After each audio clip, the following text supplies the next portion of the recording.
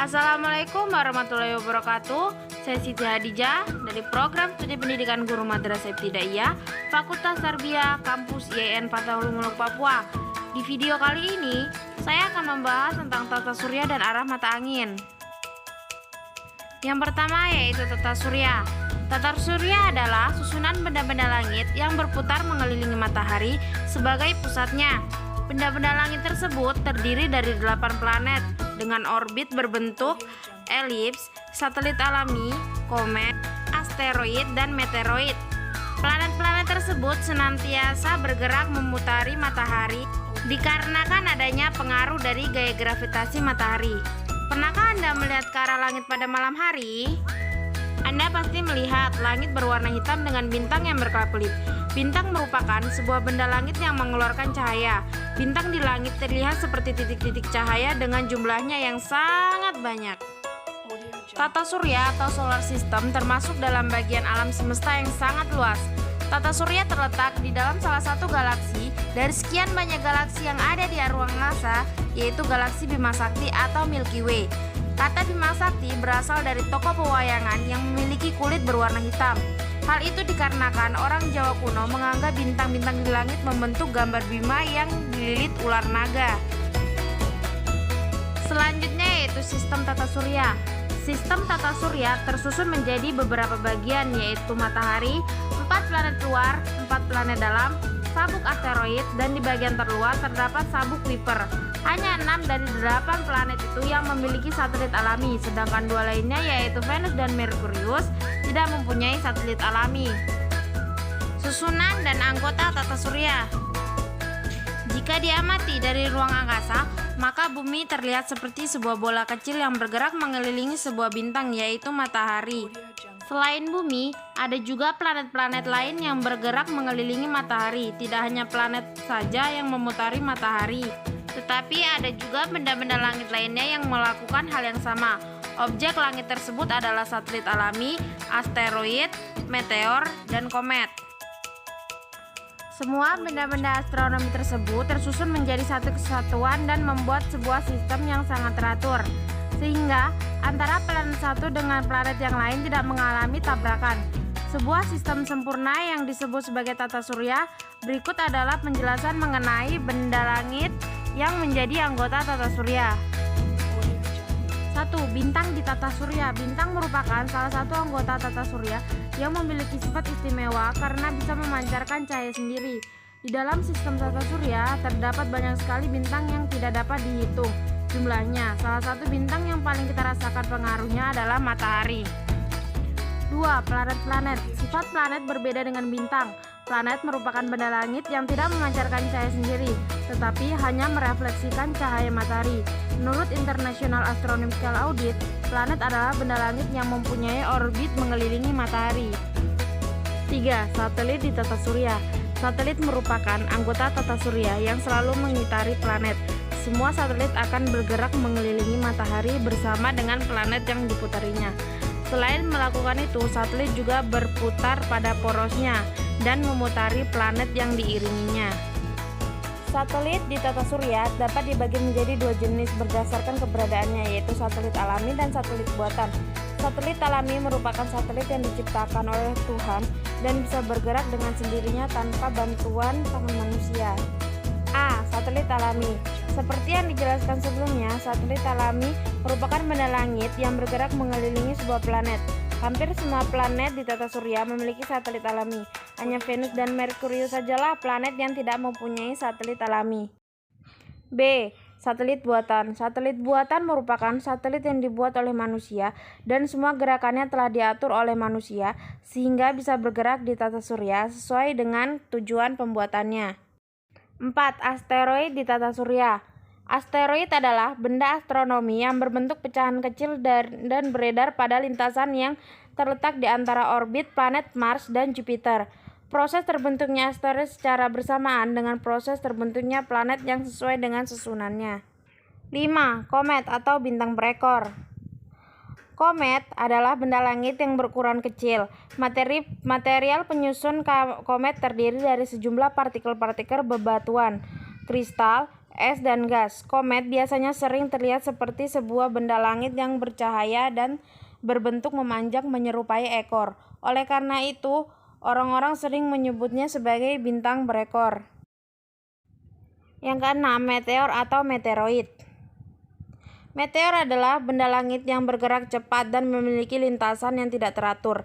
Jika Anda pernah mendengar istilah bintang jatuh, itu merupakan sebuah meteor yang bisa dilihat oleh manusia. Peristiwa sebenarnya yang terjadi saat seorang melihat bintang jatuh adalah meteor yang bergerak bebas di tata surya tertarik oleh gaya gravitasi bumi. Matahari sebagai pusat tata surya. Lapisan-lapisan matahari yaitu atmosfer matahari, fotosfer matahari, dan inti matahari. Planet-planet di tata surya.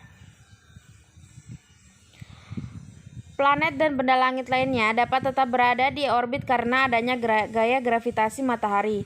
Kekuatan gaya gravitasi matahari lebih besar dibandingkan gaya gravitasi yang dimiliki setiap planet. Hal inilah yang membuat planet selalu bergerak mengelilingi matahari. Coba lihat gambar planet-planet di atas.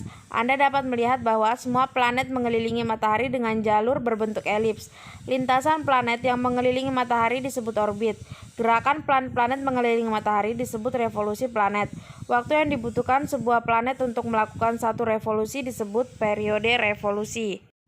Selain melakukan revolusi, semua planet juga melakukan gerak rotasi. Gerak rotasi merupakan gerakan planet yang berputar pada sumbu porosnya.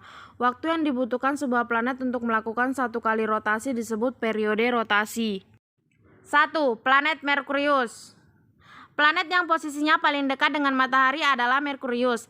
Atmosfer planet Merkurius sangat tipis sehingga pada siang hari suhu di permukaannya bisa mencapai 430 derajat Celcius. Permukaan planet Merkurius tidaklah rata tetapi berlubang-lubang. Ukuran planet Merkurius jauh lebih kecil daripada ukuran bumi dan planet ini menjadi planet terkecil di tata surya. Planet ini bisa Anda lihat di langit pada saat matahari akan terbit dan akan terbenam. Planet Merkurius merupakan planet yang tidak mempunyai satelit. 2. Planet Venus.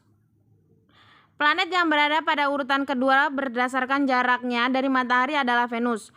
Ukuran Venus hampir mirip dengan ukuran planet bumi, sehingga sering disebut sebagai kembaran bumi. Planet dengan atmosfer tertebal ini memiliki tekanan atmosfer yang 100 kali lebih kuat daripada atmosfer bumi. 3. Planet Bumi. Bumi adalah planet yang berada pada urutan ketiga dari matahari. Bumi adalah satu-satunya planet yang bisa dihuni oleh makhluk hidup. Bumi memiliki atmosfer yang terdiri dari nitrogen, oksigen, karbon dioksida, dan uap air. Atmosfer melindungi kita dari sinar ultraviolet yang berbahaya bagi kehidupan. 4. Planet Mars. Mars adalah planet keempat dari matahari.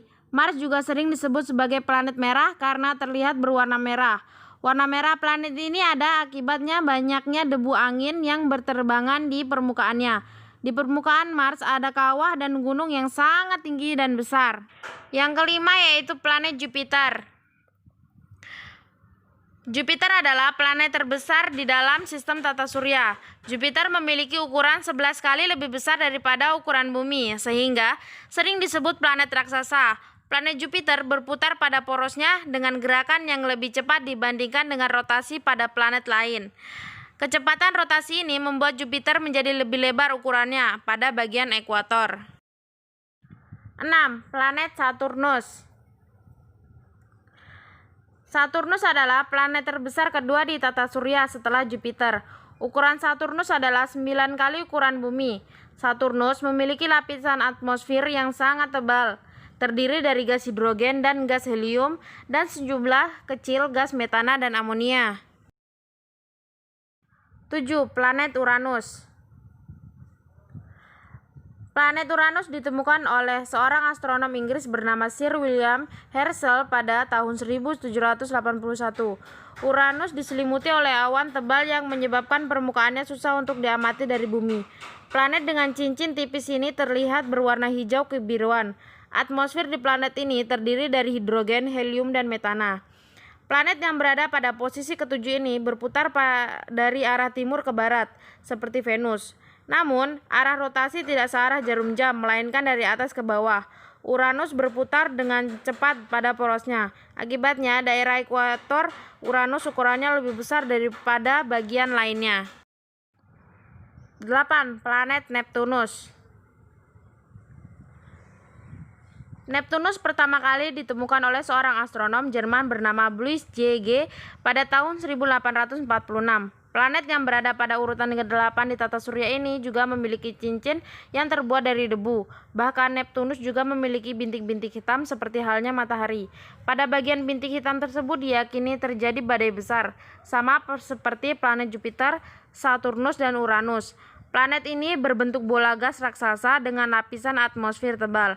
Atmosfernya terdiri atas gas hidrogen dan gas helium. Neptunus memiliki 4 cincin dan 11 satelit alami.